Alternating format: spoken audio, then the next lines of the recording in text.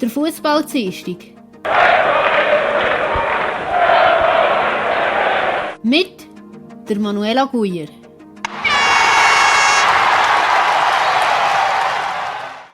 Liebe Hörerinnen und Hörer, geschätzte Fans, ich begrüße euch zur Sendung. Schön, dass ihr eingeschaltet habt. Wir fangen an mit dem Schweizer Fußball. Das Ergebnis vom 4. Spieltag der Super League. FC Zürich gegen FC Basel 1:0. Das Ergebnis der Super League vom 6. Spieltag. FC Luzern gegen Sion. Das Spiel hätte um ein weiteres Mal verschoben werden. Das Ergebnis vom 7. Spieltag der Super League. FC Zürich gegen FC Luzern 2:0. In der 61. Minute hat der Spieler Ayegun vom FC Zürich eine gelb-rote Karte kassiert und Zürich hat ab dann nur noch das 10. hoch gespielt. In der 22. Minute hat der Spieler Lukas eine rote Karte kassiert und der FC Luzern hat nur noch das 10. hoch gespielt. Lausanne gegen FC Lugano 0:1. IB gegen FC St. Gallen 0:0. Vaduz gegen Servette.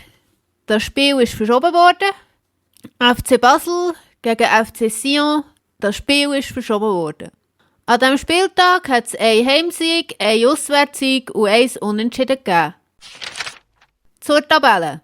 Platz 1 der FC Lugano mit einem Spiel weniger und 12 Punkten. Platz 2 IB mit einem Spiel weniger und 12 Punkten. Platz 3 der FC St. Gallen mit 11 Punkten. Platz 4 der FC Zürich mit einem Spiel weniger und 10 Punkten. Platz 5 Lausanne mit 2 Spielen weniger und 8 Punkten. Platz 6 der FC Basel mit 2 Spielen weniger und 7 Punkten. Platz 7 Servette mit 3 Spielen weniger und 4 Punkten. Platz 8 Sion mit 3 Spielen weniger und 3 Punkte.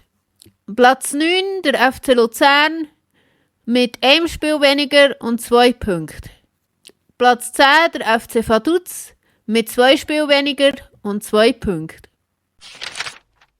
Zu den Nachrichten aus der Super League. Der Francesco Margiotta streikt sich frei. Im Oktober ist der 27-jährige Stürmer Margiotta beim FC Luzern tagelang nicht zum Training erschienen. Er hat, so sagt zumindest der FC Luzern, mehr Lohn wollen. Der FC Luzern hat den Spieler abgemahnt und als er weiterhin nicht zum Training erschienen ist der Spieler fristlos entlassen worden.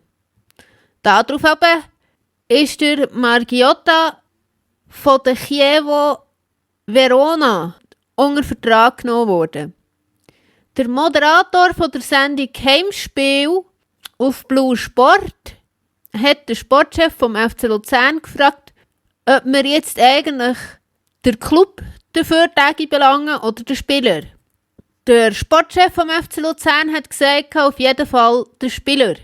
Was hätte der FC Luzern aber auch gegen Chievo Verona sollen ausrichten? Die Transferregeln sehen nämlich vor, dass ein vertragsloser Spieler oder allein darf durchgeführt werden, auch außerhalb vom Transferfenster. Da der FC Luzern den Spieler vorher fristlos entlassen hat, ist der vertragslos gewesen und Verona hat den dürfen verpflichten. Eine Klage gegen Verona wäre also absolut aussichtslos gewesen. Nur wenn Verona den Spieler vor der Entlassung hätte unter Vertrag gestellt, dann hätte man den Club dafür belangen können. Solche Aktionen, wie man es beim Stürmer Margiotta gesehen hat, kommen in letzter Zeit häufiger vor. Es gibt kaum einen Transfersommer, wo nicht irgendwie so etwas passiert. Im Jahr 2017 hat der Spieler Dembélé unentschuldigt beim Training von Dortmund gefällt. Dortmund hat den Spieler schliesslich am FC Barcelona verkauft. Der Sportchef vom FC Luzern wünscht sich einheitliche Regelungen. Die Corona-Krise hat in letzter Zeit häufiger dazu geführt, dass es Spielabsagen gegeben hat. In der Sendung Heimspiel auf Blue Sport hat sich der Sportchef vom FC Luzern einheitliche Regeln für alle Schweizer Clubs gewünscht. Denn im Moment ist es oft so, dass die ganze Mannschaft in Quarantäne muss, wenn ein Spieler positiv getestet wird. In der Super League wartet man jede Woche auf eine neue Spielabsage. Und das macht der ganzen Super League Sorgen. Daher kommen auch so Aussagen. Zum deutschen Fußball. Das Ergebnis aus der ersten Runde vom DFB-Pokal. Schweinfurt gegen FC Schalke 04, 1:4. Das Ergebnis vom 6. Spieltag von der Fußball-Bundesliga. Hoffenheim gegen Union Berlin, 1:3. In der 56. Minute hat der Robert Skoff eine rote Karte kassiert und Hoffenheim hat nur noch das 10. hoch gespielt.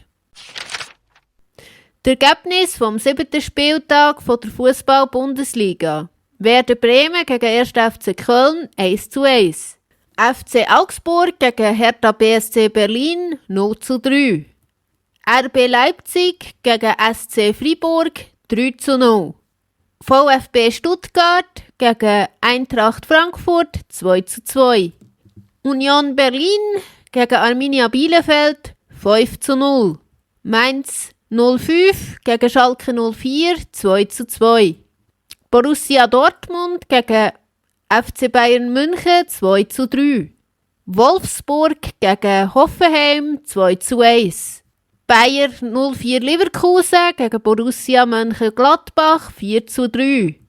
An diesem Spieltag hat es 4 Heimsiege, 3 Unentschieden und 2 Auswärtssiege gegeben. Zur Tabelle.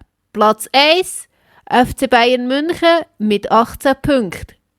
Platz 2 RB Leipzig mit 16 Punkten.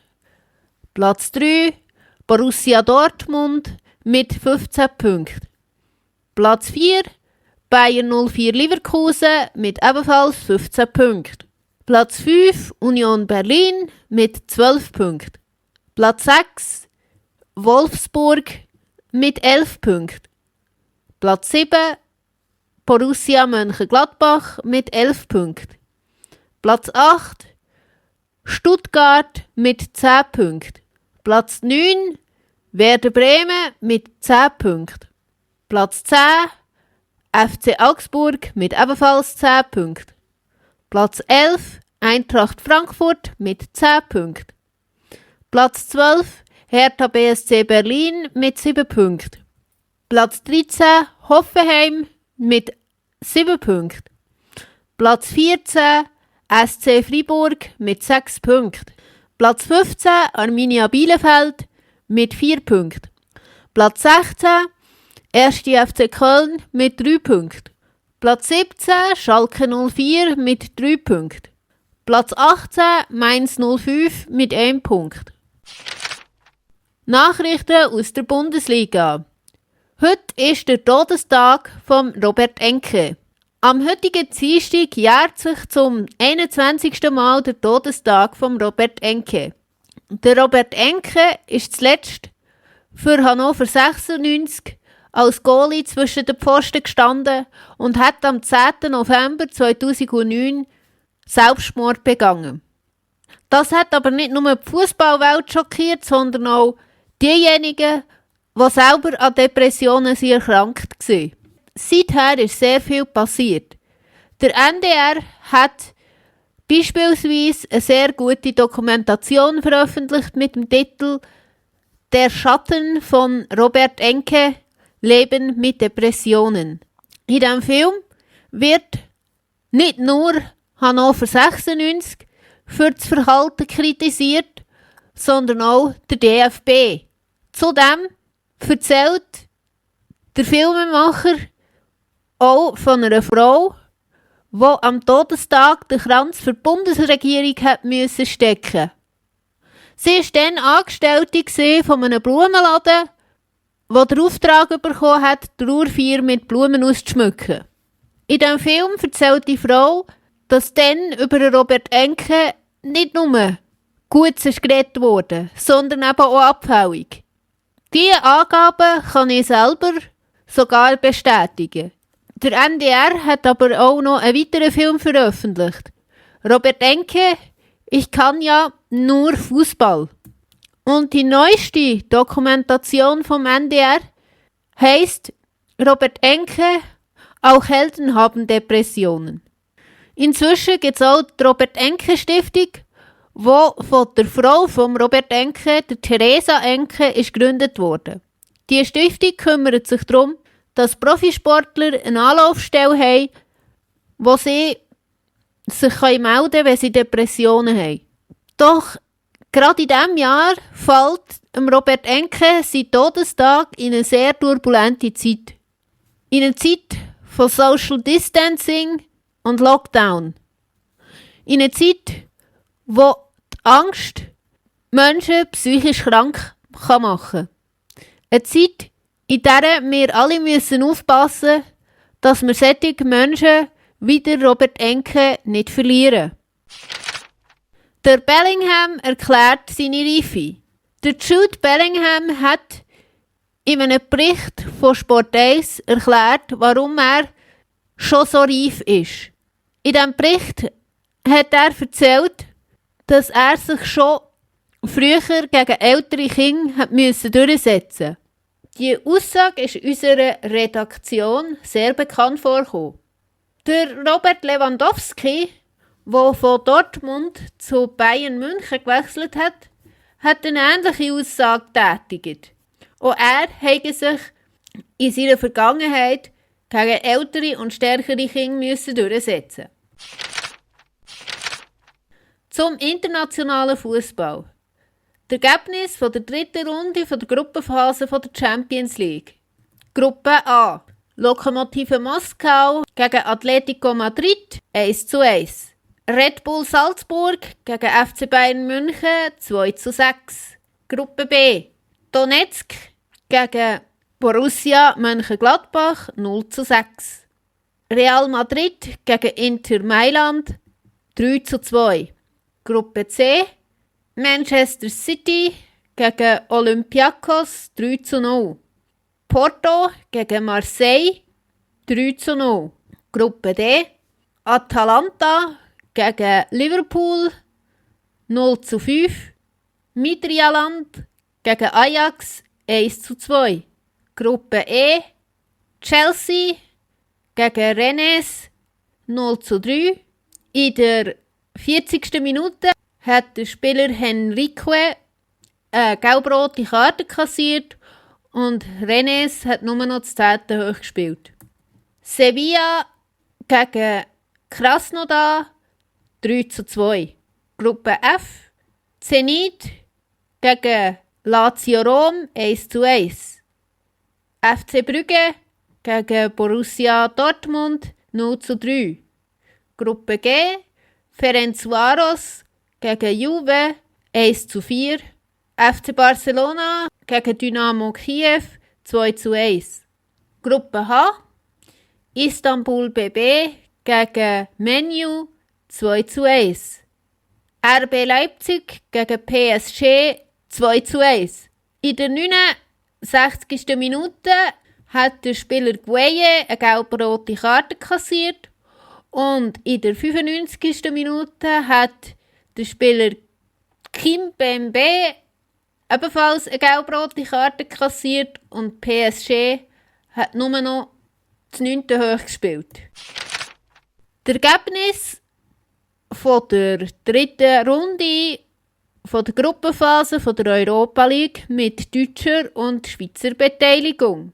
IB gegen ZSK Sofia 3:0. H. Beersheba gegen Bayer Leverkusen 2:4. Hoffenheim gegen Liberia 5:0. Zum Spieler von der Woche. Der Spieler von der Woche heisst Sanin Muminovic. Der Sanin Muminovic ist am 2. November 1990 in Srebrenica, Jugoslawien, auf die Welt gekommen. Er ist Mittelfeldspieler. Von 2011 bis 2014 hat er für NK Pomoravsk Kostrena gespielt.